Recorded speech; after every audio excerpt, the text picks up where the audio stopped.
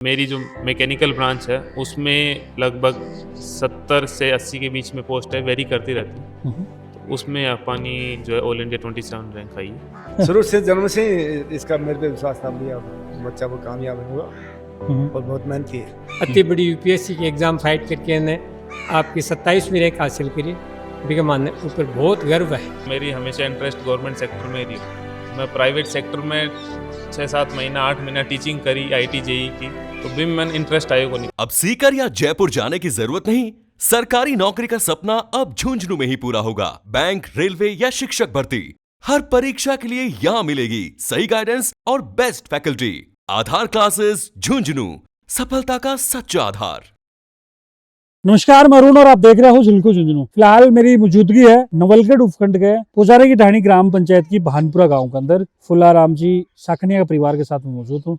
बाका सपुत्र सुनील जी साखनिया, जो कि हाल ही के अंदर ही IAS रैंक एग्जाम ने क्लियर करी। अभी 27वीं रैंक के साथ झुंझुनू को नाम ये रोशन करे। पूरी स्ट्रेटेजी आगे जाना कि भाई के हिसाब से वो तो लंबो सफर तय करो, क्योंकि एक गाँव को लड़को बोला कि भाई संसाधन के अभाव के अंदर पढ़ाई करके और तो दूरी तय करे, इस हिसाब से अचीवमेंट गेन करे, तो बाकी हिसाब से पूरी स्ट्रेटेजी चर्चा करेंगे। वीडियो शेयर करना है, आखिरी तक बने रहना है। सुनील जी राम राम। राम राम। पहले तो कसोक लग रही है आज, बढ़िया, एकदम फर्स्ट क्लास है। जबरदस्त। बढ़िया धूप निकल रही है ठंड में। भैया भी गर्मी हो रही है। बिल्कुल, गर्मी तो मैं कर दी। बिल्कुल बिल्कुल बिल्कुल। फिलहाल कौन सी जॉब में होते? अभी करंटली मैं इंडियन ऑयल कॉरपोरेशन है, सेंट्रल गवर्नमेंट की पब्लिक सेक्टर अंडरटेकिंग है, ग्वालियर में पोस्टेड हूँ as an officer in grade A. और सिटी गैस डिस्ट्रीब्यूशन प्रोजेक्ट में हमारा काम रहता है 4 साल से। अभी दिसंबर में मेरे 4 साल कंप्लीट हो गए। अच्छा, 4 साल होगा जी।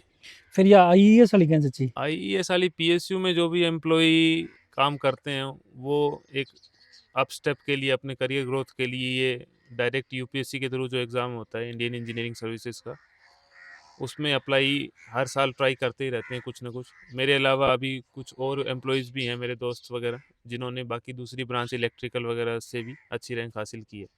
तो अपने करियर में प्रोग्रेशन के लिए लोग इसके में UPSC इंजीनियरिंग सर्विसेज में ट्राई करते क्या हैं। पोस्ट है सारी? ये टोटल इस साल 2025 में UPSC ने लगभग 450 पोस्ट निकाली है, सभी ब्रांचेस मिला के, जिसमें मेरी जो मैकेनिकल ब्रांच है उसमें लगभग 70 से 80 के बीच में पोस्ट है, वेरी करती रहती है। तो उसमें अपनी जो है ऑल इंडिया 27 रैंक आई है। अच्छा, बाकी ब्रांचेस की सभी मिला के लगभग 450 पोस्ट। अंदाजा होके पहले आता जाएगा हिसाब से? नहीं, अंदाज़ा इसमें नहीं लगा सकते, क्योंकि जो UPSC के जो भी एग्ज़ाम होते हैं उस वो हर एग्ज़ाम, चाहे सिविल सर्विसेज का हो चाहे इंजीनियरिंग सर्विसेज का हो, वो 3 स्टेजेस में होते हैं, प्रीलिम्स, मेंस एंड इंटरव्यू। तो आपको हर स्टेज क्लियर करना पड़ता है। तो ये एक वन डे एग्ज़ाम नहीं है कि आप दे के आ गए और आपने अपने मार्क्स काउंट कर लिए और आपने अंदाज़ा लगा लिया। हर स्टेज पे प्रीलिम्स भी क्लियर करोगे तब जाके आपको मेंस में बैठने देंगे, फिर वो क्लियर करेंगे तब आपको इंटरव्यू में। तो आपको इस एग्ज़ाम क्लियर करने के लिए आपको 3 बार लिस्ट चेक करनी पड़ती है, अपना नाम 3 बार चेक करेंगे तब जाके फाइनल आएगा। तो अंदाज़ा UPSC के किसी भी एग्ज़ाम में आप नहीं लगा सकते। शुरुआत की पढ़ाई कितों करी? शुरुआत हमने, हमारे पिताजी की जो नौकरी थी फूड कॉरपोरेशन ऑफ इंडिया में, हनुमानगढ़ में ही पोस्टिंग रही है ज़्यादातर। अच्छा। तो हमारी स्कूलिंग वहीं से हुई, मेरी और मेरी दीदी की। तो 12th तक मैंने स्कूल वहीं से अपनी पढ़ाई की थी, इंग्लिश मीडियम स्कूल से। उसके बाद में 1 साल के लिए मुझे इन्होंने IIT की तैयारी के लिए कोटा भेज दिया। फिर वहाँ पे 1 साल तैयारी करने के बाद में IIT का एग्ज़ाम क्रैक किया और फिर IIT जोधपुर में मैकेनिकल इंजीनियरिंग में ही एडमिशन लिया। और फिर उसके बाद में अलग अलग प्राइवेट सेक्टर में भी जॉब की, NTPC में की, इंडियन ऑयल में की। अब फिर ये मेरी लगभग 4th जॉब होगी। अच्छा, पूरे सफर में सबसे ज्यादा सपोर्ट की को मिलो? सपोर्ट फैमिली का ही रहता है। पिताजी, एक फाइनेंशियल सपोर्ट तो पिताजी की तरफ से हमेशा रहा ही है। इमोशनल सपोर्ट मम्मी है, दीदी है, और बाकी फ्रेंड्स भी, टीचर्स भी हैं। पढ़ाई में उनका सपोर्ट रहता था। पढ़ाई का तो हमारे घर में तो इतना सपोर्ट नहीं रह पाया, क्योंकि हमारे इतना आगे तक नहीं जा पाए हमारे पेरेंट्स, बट फाइनेंशियली, इमोशनली और बाकी जो भी सपोर्ट कर सकते थे उनकी तरफ से काफ़ी रहा। अच्छा, नौकरी के साथ दूसरी नौकरी कैसी मैनेज करी ये चीज़? मेरी इंडियन ऑयल में जो शेड्यूल रहता था 9 से 5 का रहता था। मेरा जनरल शिफ्ट का ही रहता था। बाकी मेरे कुछ दोस्त हैं जो शिफ्ट जॉब भी करते हैं, इवनिंग डे नाइट शिफ्ट भी करते हैं, उसमें थोड़ी दिक्कत आती है। बट मैं थोड़ा फॉर्चुनेट रहा कि मुझे चारों साल शुरू में ही मुझे ऐसे प्रोजेक्ट में पोस्टिंग मिल गई जिसमें 9 से 5 में मेरा पूरा दिन निकल जाता था। उसके हिसाब से मैंने अपने पढ़ाई का शेड्यूल थोड़ा चेंज करने की कोशिश की। पहले मैं पूरा एक स्ट्रेस में ही पढ़ता था।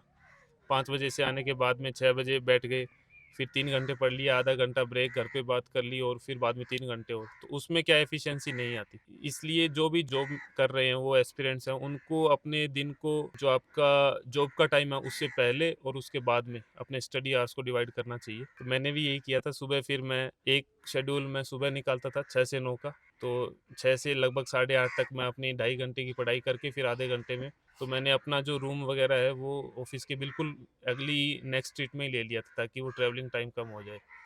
फिर उसके सुबह 2.5 घंटे निकालने के बाद में फिर शाम को 6 से 10 बजे तक 9:30 तक ऐसे 3 साढ़े 3 घंटे और निकाली। तो ओवरऑल पूरे दिन में मैं 5-6 घंटे इस तरीके से निकाल। शुरू में लाग रहे हो कि भाई इस हिसाब से झंडो काट देंगे। बिल्कुल मेरे को तो विश्वास था बच्चे पे। अच्छा, हाँ, जा। पुत का पग पारनाम बिल्कुल, दिखा। बिल्कुल। शुरू से जन्म से ही इसका मेरे पे विश्वास था बढ़िया बच्चा वो कामयाब होगा और बहुत मेहनती है। मेहनती है। हाँ। खैर बात तो दिख रही भी है। हाँ। हाँ जी, राम राम। राम राम जी। थाने भी लाग रहे हो जज्जाओ का। मैंने भी लाग रहे हो के लाग रहे हो? भाई मेरा छोरा आगे निकला को अब तो बहुत आगे निकल गो। अब तो बहुत आगे निकल गो।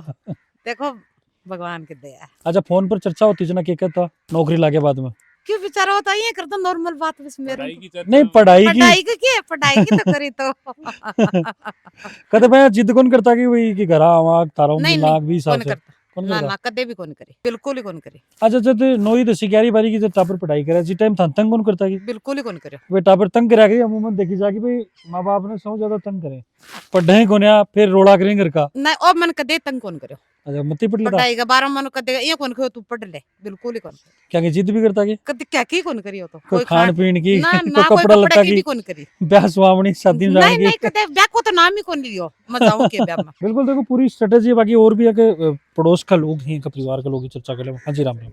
राम राम जी राम। अंकल जी होते हाँ कशोक लाग रहे आज बढ़िया लग रहे शुरू में लाग रहे हो गए हिसाब से ना तो के पता लगा अब रिजल्ट आ जाए पता लगे ना मैं के पता लगा। हाँ पढ़ाई में होशियार हो। मैं अनक पड़ोसी हूँ और माने यो नौकरी मिली के ऊपर बहुत गर्व है। हमारे पड़ोस को बच्चों है अति बड़ी यूपीएससी की एग्जाम फाइट करके ने आपकी 27वीं रैंक हासिल करी। बिके माने ऊपर बहुत गर्व है। मार तो 3 लड़का ही 3 लाख का नौकरी 3 लाख का है 3 लाख का मार जडीसी लगा रखी है। हाँ, एक रेलवे में लाग रहे अच्छा और एक एयरफोर्स में और एक यूबाई लाग। बिल्कुल बिल्कुल देखो मेहनत तो कड़न कटिया दिख रही है आपने। बिल्कुल जो बच्चा तैयारी कर रहे हैं विशेषकर इनिशियल फेज हालांकि मैं बात कर रहा हूँ गड़बड़ करें सौ ज्यादा ना तो भाई एग्जाम के लिए सीरियस ही ना भाई आगे कंपटीशन एग्जाम के लिए सीरियस ही बच्चा के कुछ बोलना चाहोगे? इनिशियल फेज वाला जका अभी कॉलेज में पास आउट हुए बच्चा बान थोड़ी गाइडेंस की जरूरत हो है तो बे जका सेम कॉलेज जो सीनियर्स हो बाकी हमेशा टच में रहना चाहिए। बे आगे किसी फील्ड में जाना चाहे जो मेरी ब्रांच मैकेनिकल इंजीनियरिंग है तो मेरी हमेशा इंटरेस्ट गवर्नमेंट सेक्टर में रही तो मैं प्राइवेट सेक्टर में 6-7 महीना 8 महीना टीचिंग करी IIT JEE की फिजिक्स फैकल्टी हो मैं भी तो भी मैंने इंटरेस्ट आयो को नहीं तो वो के मेरे एकदम इनिशियल फेज हो 22-23 साल की उम्र थी उस वक्त। तो बिग बाद में मैं भी जगह पब्लिक सेक्टर में जगह हमारे सीनियर्स इंजीनियरिंग की पोस्ट पर काम करा ऑफिसर की पोस्ट पर आ IES में भी जगह लग रहा तो बाहू थोड़ी गाइडेंस ली तो पुरानी जॉब आप बटू क्या रिलैक्स हो सका फिर आप प्राइवेट सेक्टर में गवर्नमेंट सेक्टर में क्या शिफ्ट कर सका के एग्जाम की अपनी स्ट्रेटेजी रहेगी अपन कोचिंग ज्वाइन करने की जरूरत है या नहीं है आप जॉब सागर तैयारी कर सका तो बग गाइडेंस खातर थन सब बड़ो हथियार हुआ कि थे आपका कॉलेज के सीनियर नहीं पकड़ो और बाकी और भी जो कोई कोचिंग वगैरह में ज्वाइन कर रखे तो बांग तो फैकल्टी प्रॉपर गाइड करता ही रहे तो ये आपके हिसाब से चूज कर सके आपके फाइनेंशियल बैकग्राउंड के हिसाब से कि कोचिंग अफोर्ड कर सके या कौन कर सके सेल्फ स्टडी की जरूरत है तो कोई आपके सीनियर हूँ 1-2 दिन बैठ के पूरा एक शेड्यूल तैयार कर लो पूरे साल को एज का एग्जाम हुआ यूपीएससी के हर साल को हमको कैलेंडर निकले तो हमको हर साल को रेगुलर एग्जाम हो गई है तो एक बार थे एक चूक गया तो था नेक्स्ट ईयर को पूरा था रिवाइज करना पड़ेगा पूरा आपको शेड्यूल जो है वो भी हिसाब आपके सीनियर गाइड लेके भी अगले साल खातर तैयारी कर सको तो सीनियर से वो बड़ो हथियार हो मेरे साथ तो मैं भी वहाँ खुद का सीनियर हूँ पूछ के आगे बढ़ो। बिल्कुल देखो सुनील जी पूरी चर्चा करी कि स्ट्रेटेजी रखी के हिसाब से गांव से निकल के और ऊपर शिखर तक को जो सफ़र है वो तय करो। जानकारी किसी के लिए कमेंट के अंदर बताओगा। साथ में ही जो पटवाला बच्चे हैं पगले बहुत ही शानदार ही वीडियो में ज़्यादा शेयर करते हैं और जो भी थारी क्वेरी कमेंट के अंदर पूछोगा। फिर मिलूँ कोई नई अपडेट ही तब तक जुड़ा रहो, बना रहो। राम राम।